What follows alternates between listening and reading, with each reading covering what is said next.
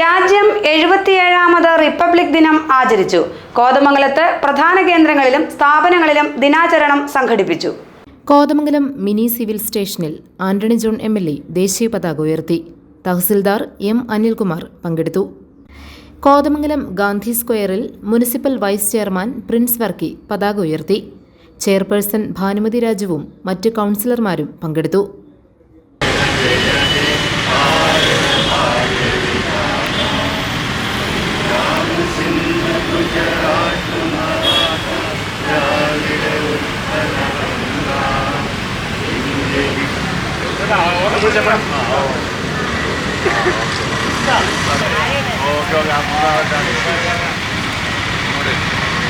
Kothamangalam police സ്റ്റേഷനിൽ inspector PT Bijoy പതാക ഉയർത്തി.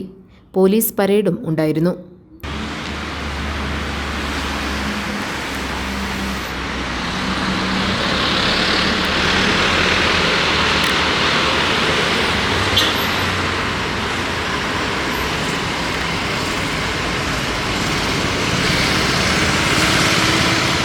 ലോകത്തിൻ്റെ നെറുകയിൽ ലോകത്തിൻ്റെ നയിക്കുന്ന രീതിയിൽ വളർന്നുകൊണ്ടിരിക്കുന്ന ഒരു സാഹചര്യത്തിലാണ് നമ്മുടെ രാജ്യം മുന്നോട്ട് പോയിക്കൊണ്ടിരിക്കുന്നത്.